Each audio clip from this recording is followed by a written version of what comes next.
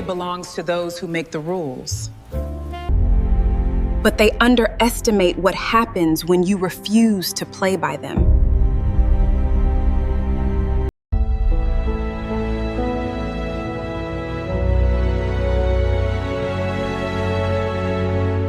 Nia Carter had been inside Vale House for 7 minutes when she found the envelope that could ruin its owner. Rain traced silver lines down the tall windows overlooking Lake Geneva, and the mansion smelled of cedar, old books, and lemon polish. Nia, 30, African-American, with deep brown skin, an oval face, dark almond-shaped eyes, and natural black curls gathered into a low bun, had arrived in a crisp charcoal-made uniform, white collar, black flats, and a wool coat still damp at the shoulders. She had accepted a 6-week live-in housekeeping contract because the pay was unusually good and because the agency had promised strict hours, private quarters, and no personal errands. She had not expected the owner to be waiting in the entrance hall. Adrian Vale, 40, white and Caucasian, stood beside the staircase in a tailored black suit and open-collar white shirt, tall, broad-shouldered, clean-shaven, with a square face, gray-blue eyes, and dark brown hair combed back from his forehead. Chicago newspapers called him a Don, the acknowledged boss of an old Chicago mafia family. Though his public companies were legitimate and his real power came from old loyalties, private debts, and a family name that opened doors, he looked less dangerous than tired. Marcus Reed, the estate manager, handed Nia a ring of service keys and explained the rules. East Gallery closed. Office cleaned only when Adrian was present. No photographs, no discussion of guests. Nia replied that she cleaned houses, not secrets. Adrian almost smiled. Then a silver serving tray slipped from the console when Nia moved a vase. Beneath it was a cream envelope sealed with dark green wax. Her name was written across the front. She had never been in the house before. Adrian saw it at the same moment. Nia opened it only after he told her the choice was hers. Inside was a single typed sentence. If Evelyn Shaw asks whether you found the blue ledger, say no. Nia looked up. Adrian's expression changed from fatigue to absolute attention. Before either could speak, the front bell rang. Evelyn Shaw entered without waiting to be announced. She was Adrian's longtime family attorney, impeccably dressed in a dove-gray coat, carrying a leather folio and the calm confidence of someone accustomed to being obeyed. She placed a notarized notice on the hall table and told Adrian that the Vale Family Preservation Trust had called an emergency review. According to documents filed that morning, Adrian had pledged Vale House as collateral for a private debt he denied ever taking. If the signatures survived verification, he could lose control of the estate within 30 days. Evelyn noticed the open envelope in Nia's hand. For 1 second, her calm slipped. "The new maid," she said. "You arrived at an unfortunate time." Nia folded the note once and placed it in her pocket. Adrian looked at her, then at Evelyn. He said nothing until Evelyn walked toward the library. Then he asked Nia a question that changed the terms of her first day. "How much would it take for you to stay long enough to help me prove who knew you were coming?" Nia did not answer until they were inside the breakfast room, where the windows faced a gray lake and the rain softened the rest of the estate into watercolor. Adrian offered to double her contract. Nia declined the number before he finished saying it. Money, she told him, was not the first condition.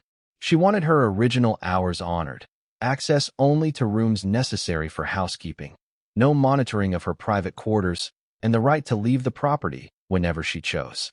If he expected her to look for records, that work would be separate from cleaning and paid by the hour. Adrian listened without interrupting. Marcus brought a legal pad, and Nia wrote the conditions herself. Adrian signed beneath them and told Marcus to add the amendment to the agency contract before dinner. That mattered to her more than the extra money. A man accustomed to control had accepted a boundary without bargaining. Only then did Nia place the anonymous note on the table. Adrian explained that the blue ledger had belonged to his late father's private office. It was not a criminal account book, as the newspapers might imagine, but a handwritten register of loans, property guarantees, and trust distributions made before the family businesses were reorganized.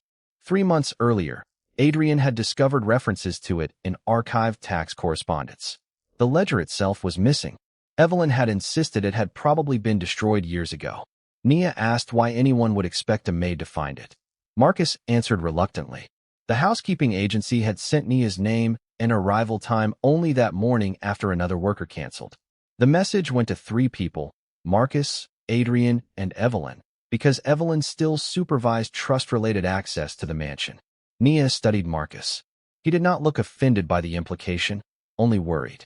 Adrian then showed her the disputed collateral papers. She did not pretend to understand every clause, but she noticed something practical. The document claimed Adrian signed the pledge in the West Study on March 14th at 8:30 in the evening. Nia asked whether the room had always been called the West Study. Marcus said yes, then stopped. After a moment, he corrected himself. Until a renovation 18 months earlier, the same room had been the music room. The trust document was dated 2 years ago. Nia pointed at the wording. Whoever drafted it had used the room's current name for a meeting that supposedly happened before the name changed. Adrian's gray-blue eyes sharpened. Evelyn had prepared the renovation filings and the disputed pledge. It was not proof of forgery, but it was the first inconsistency. Nia pushed the papers back toward him. I will help you notice what your people stopped noticing, she said. But I will not become one of your people. Adrian accepted that too. Then Marcus returned from the service corridor holding an old housekeeping inventory card he had found wedged behind a cabinet. In faded blue ink, beside the words Linen Archive, someone had written a date from 2 years earlier and one name, Evelyn Shaw. The Linen Archive was not an archive in any grand sense. It was a narrow room behind the second-floor service stairs, lined with cedar shelves where old tablecloths, curtain samples, upholstery receipts, and inventory cards had accumulated for decades. Nia unlocked it with the service ring while Adrian and Marcus waited behind her. Dust lay evenly across the upper shelves except for one clean rectangle near the back wall. Something the size of a large book had been removed recently. Adrian immediately told Marcus to lock the room and suspend every staff key. Nia turned around before Marcus could answer. She reminded Adrian that the household staff were not suspects simply because someone had used a service space. If he treated everyone as guilty, whoever had planted the note would learn exactly how frightened he was. Adrian's jaw tightened. He was not used to being corrected in his own house, especially in front of an employee. Nia held his gaze anyway. After a tense silence, he withdrew the order and asked Marcus for a key access report instead. The electronic lock had been installed during the renovation, so it could only show entries from the previous 18 months. The report listed routine housekeeping access and one unusual visit at 11:42 at night 6 weeks earlier using a temporary administrative code. Marcus said only Evelyn could authorize those codes. Adrian wanted to confront her immediately. Nia stopped him again, this time by pointing out that a confrontation without evidence would only invite a cleaner explanation. They needed to know what had been removed. She began sorting the surviving inventory cards by date and sequence number. One card was missing between entries for silver service and winter linens. The next surviving card referred to ledger transfer, blue leather, from West Office to Linen Archive pending legal review. It carried the initials Mr. Marcus went pale. He explained that the initials were his, but the handwriting was not. He had managed the estate for 11 years and always wrote dates numerically. The card used a spelled-out month. Nia asked for examples. Marcus produced 3 older cards from a drawer, and the difference was obvious. Someone had copied his initials, but not his habits. Adrian's first instinct was anger, but Nia watched him control it. That small restraint changed the atmosphere. He asked what she would do next. Nia said housekeeping records were repetitive by nature. Forgery became visible when a person failed to imitate routine. They needed originals from before the renovation, especially anything showing who moved records and when. Marcus remembered that boxes of retired service records had been sent to an off-site storage unit owned by the trust. Evelyn controlled access, but annual insurance photographs of the boxes were stored on the estate computer. They went downstairs to Adrian's office. Before Marcus could open the archive folder, an email alert appeared on the screen. A Chicago Society reporter had received an anonymous claim that Adrian was coercing a newly hired black maid into helping conceal financial records. The message named Nia Carter and quoted details from her amended contract that had been signed less than 2 hours earlier. Nia read the email twice, not because she doubted what it said, but because she wanted to understand the purpose behind it. The anonymous source had not merely accused Adrian of misconduct. The source had chosen an accusation designed to make Nia look powerless and Adrian look predatory. If she denied it publicly, critics could say she had been pressured. If she left without speaking, the rumor would harden into its own version of truth. Adrian told Marcus to contact the reporter and issue a denial. Nia stopped him. This time her voice was quieter. She said the story involved her name, her work, and her consent, so no statement would be issued about her without her approval. Adrian nodded once. He asked what she wanted. Nia wanted the reporter told only 3 facts. She had entered a standard housekeeping contract. She had negotiated an additional paid research assignment after discovering an anonymous note, and she remained free to leave. Nothing about the ledger, the trust, or their suspicions would be discussed. Adrian repeated her wording to Marcus without changing a sentence. Then he asked Nia whether she still wanted to remain at Vale House. The practical answer should have been no. Her reputation mattered. Her agency could remove her from the assignment. Yet someone had used her race, her job, and a private contract as tools in a financial dispute she had walked into by accident. Leaving would protect her from the house, but it would not protect her from the lie. "I am staying until my name is clear," she said. The insurance photographs gave them their next clue. Marcus opened a folder of annual images taken for property coverage. In a photograph from 20 months earlier, 7 archival boxes stood inside the trust storage unit. One had a blue leather ledger resting visibly on top before packing. A white routing label was attached to the box beneath it. Nia enlarged the image. The label carried a destination code beginning with LS4. Marcus recognized it as Legal Suite, Cabinet 4, the secured records room in Evelyn's Chicago office. Adrian leaned back slowly. Evelyn had told him the ledger had probably been destroyed years earlier. The photograph showed it entering a location she controlled. Still, a photograph did not prove what happened after that day. Nia asked whether the insurer required follow-up images after high-value items were moved. Marcus found another folder. 6 weeks later, the same box appeared back at Vale House, now in the linen archive. The ledger was no longer visible, but a tamper seal crossed the lid. Nia compared the seal number with the inventory card they had found upstairs. The last 4 digits matched. Then she noticed a small detail in the corner of the photograph, a reflection in the glass door of the archive. Evelyn stood behind the photographer, holding a blue leather book against her gray coat. Adrian stared at the image. Nia did not call it proof of theft. She called it proof that Evelyn's memory had become a problem. Adrian could have called Evelyn into the room and forced the issue, but Nia had already taught him the cost of moving too quickly. Instead, he asked Marcus to request the original insurance file directly from the carrier, including metadata, photographer notes, and chain of custody records. The request would take hours, not days, because Vale House carried a high-value policy with digital archives. While Marcus worked, Nia returned to her actual job. She changed linens in the guest rooms, checked the pantry inventory, and polished the long dining table while Adrian remained nearby reading trust correspondence. The ordinary rhythm unsettled him more than confrontation did.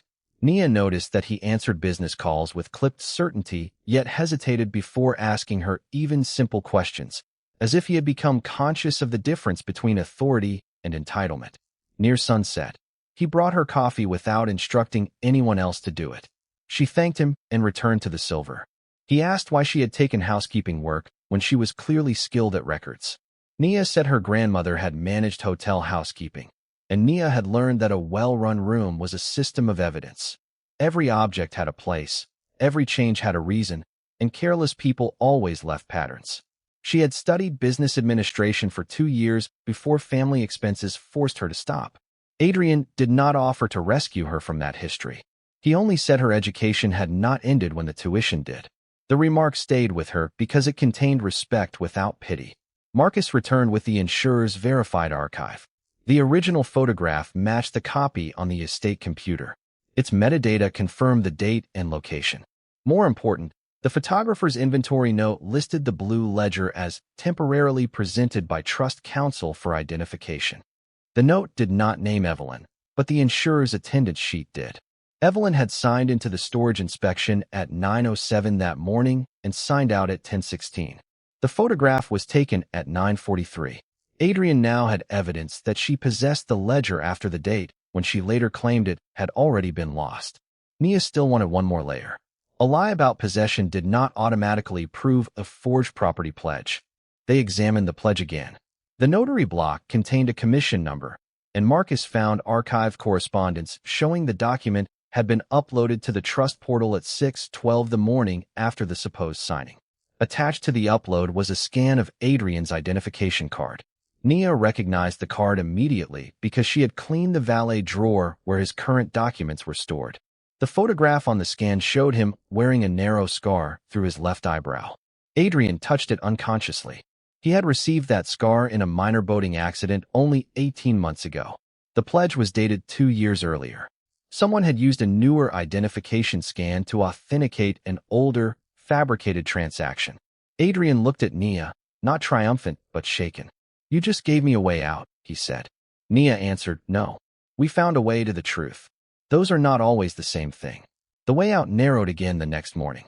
Evelyn arrived at Vale House at 9, carrying no visible concern about the evidence waiting for her. Adrian invited her into the library. Nia remained because the anonymous accusation had placed her directly inside the dispute, and because Adrian had asked rather than ordered. Marcus set printed copies of the insurance records on the table. Evelyn read them without changing expression.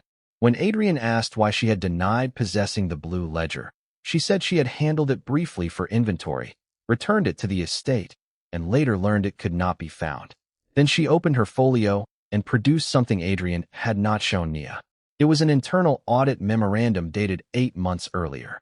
The memo warned that several trust distributions lacked supporting documentation and recommended disclosure to outside trustees.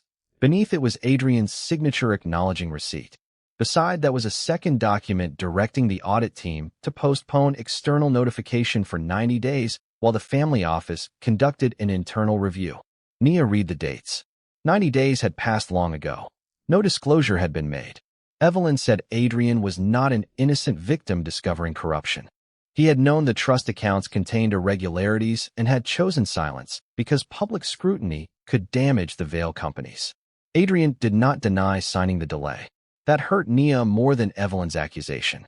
He explained that the suspicious distributions had looked like accounting errors, not forged debt, and that he had ordered Marcus to reconcile them before involving outsiders. Then his mother's final illness consumed the household. The review stalled, and Adrian allowed it to remain unresolved.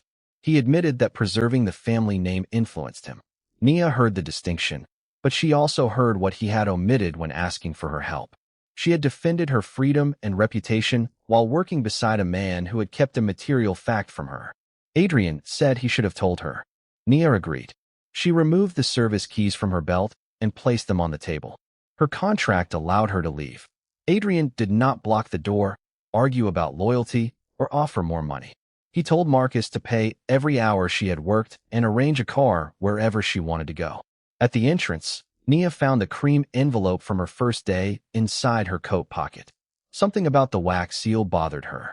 She carried it to the window, where daylight showed a faint impression beneath the green surface. A tiny embossed VS. The same initials stamped on the trust portal's old security seals. Nia turned back toward the library. Adrian had disappointed her, but the anonymous note had been prepared with trust materials before she ever entered the house. Whoever sent it had planned for her arrival and expected the blue ledger to matter. Instead of leaving, she walked back and asked the question neither Adrian nor Evelyn had answered. Who had access to obsolete Vale security seals after the portal system was replaced? Marcus answered first. When the trust portal was replaced, the obsolete security seals, embossers, and authentication folders were supposed to be destroyed by outside records management. The transfer sheet showed one exception. A box labeled Historical Samples had been retained for litigation reference and delivered to Evelyn's legal suite. Evelyn said the box contained only examples and that any employee could have copied the seal. Nia asked who had signed for it. Evelyn's silence was enough, but Marcus produced the digital receipt anyway. Her name was there. Adrian could have treated that as victory. Instead, he turned to Nia and asked whether she still wanted to leave. Nia said yes, eventually, but first she wanted the record complete. The trust agreement gave Adrian, as a principal beneficiary, the right to inspect original documents upon written notice. Marcus sent the notice that afternoon, requesting a supervised review at Evelyn's Chicago office the next morning. Evelyn objected, then agreed when Adrian reminded her that refusing would itself become part of the emergency review. Nia attended not as a maid but under her separate research agreement, with written permission to observe document handling. That distinction mattered to her. The legal suite occupied the upper floor of a limestone building near the river. Cabinet 4 stood behind a glass wall in the records room. Evelyn unlocked it in front of them. Inside were trust binders, old closing files, and the retained security box. The blue ledger was not there. Nia did not search randomly. She compared shelf labels against the insurer's routing photograph. One label had been replaced. Its adhesive was cleaner than the surrounding wood, and beneath the new sticker, she could see the edge of an older code. Marcus photographed it with Evelyn's consent. The underlying code matched the box that had returned to Vale House 20 months earlier. Evelyn said labels were replaced all the time. Nia asked to see the destruction log for obsolete seals. The log contained a surprising entry. Every seal had supposedly been destroyed on April 3rd, including the historical samples box. Yet the receipt showing Evelyn retained that box was dated April 8th, 5 days later. The sequence could not be true as written. Adrian looked at Evelyn, but Nia kept reading. Attached to the log was a billing slip for document scanning. It listed 312 pages from a blue leather register, digitized the same week. Evelyn said she had no memory of the scan. Marcus located the vendor reference number in the trust archive and pulled up the corresponding invoice. The files had been delivered to a private folder on the trust server. Adrian had never been granted access to that folder.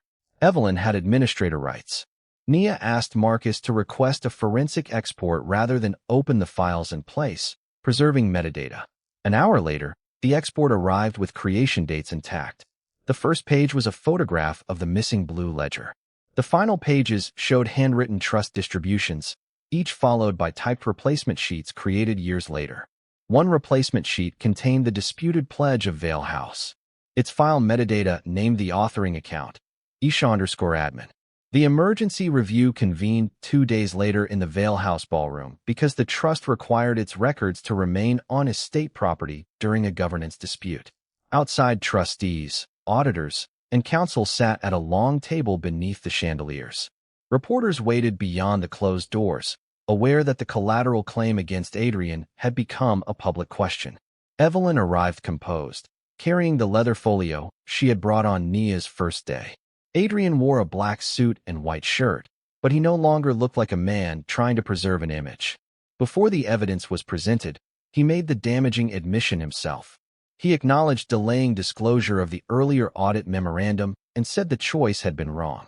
He accepted responsibility for allowing reputation to outrank transparency. Nia watched several trustees exchange looks.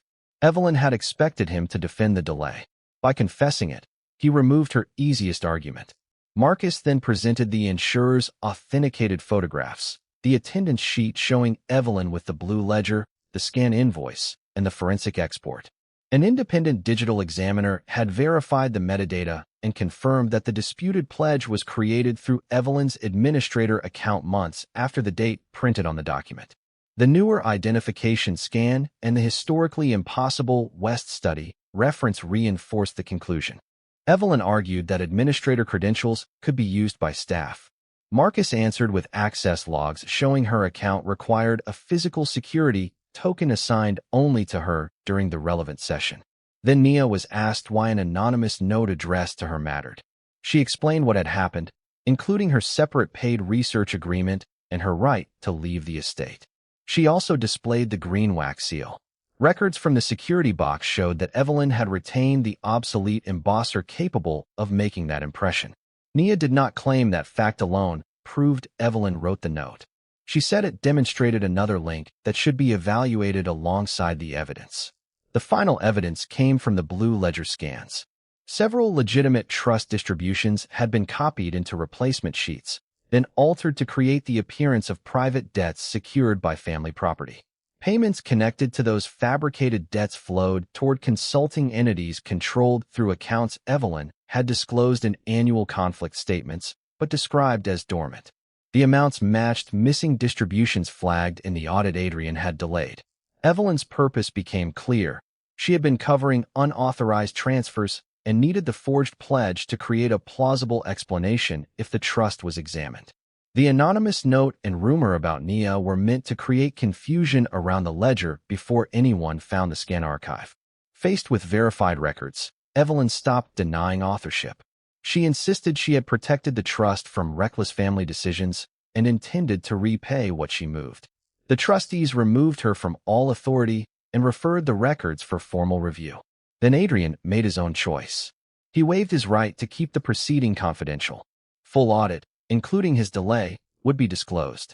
Nia met his eyes across the room. For the first time since she entered the mansion, nothing important between them depended on secrecy. The consequences did not disappear when the ballroom emptied. Over the next 6 weeks, the trust froze the disputed transfers, filed claims to recover missing funds, and voided the forged pledge against Vale House. Evelyn resigned from every family role and surrendered the relevant records while investigators reviewed the evidence. Adrian released the audit findings, including the memorandum he had delayed. The disclosure cost him 2 board positions and several cautious business partners. It also ended the rumor that Nia had been coerced. Her written statement and contract amendment were published with her permission, making clear that she had set her own terms from the first afternoon. Nia completed the 6-week housekeeping assignment. She also completed a separate report documenting the record-handling failures, and the trust paid her professional rate. On her final morning, Lake Geneva was bright beneath a pale spring sky. Nia wore the same charcoal uniform, white collar, and black flats she had worn when she first entered the mansion. Her natural curls were still gathered in a low bun. Adrian stood in the entrance hall in his black suit and open-collar white shirt, looking at the console where the anonymous envelope had once waited beneath a silver tray. The blue ledger itself was still missing, but its authenticated scans had answered the central question. Evelyn had moved it through her office, digitized it, altered its contents into replacement documents, and later used the missing original to hide the trail. What remained unresolved belonged to investigators, not to Adrian's private power. He had accepted that distinction.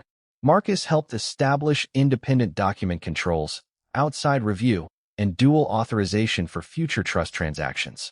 Nia handed Adrian the service keys. He took them without touching her hand and thanked her for refusing to become one of his people. She said that was still true. She belonged to herself. Then she smiled and added that belonging to herself did not mean every road had to lead away from him. Adrian asked whether her employment with Vale House was officially finished. Nia showed him the agency confirmation on her phone. Only then did he ask if she would have dinner with him the following Saturday, somewhere public, without contracts, staff, trust papers, or anyone calling him Don Vale. Nia said yes. Months later, she returned to business school part-time and began consulting for hospitality firms on inventory controls and document systems. Adrian rebuilt his companies under independent compliance oversight and stopped treating secrecy as proof of strength. Their relationship grew slowly, outside her former employment, and without promises either could not freely refuse. A year after she entered Vale House, they stood together on the lakeside terrace after dinner. Adrian offered his hand, not an instruction. Nia placed hers in it. He told her the mansion felt different now. She looked through the open doors toward the bright hall and said houses changed when people stopped confusing control with safety. Adrian kissed her forehead, and Nia leaned beside him by choice. The home behind them was no longer a fortress protecting a family secret. It was simply a house where the truth had finally been allowed to stay.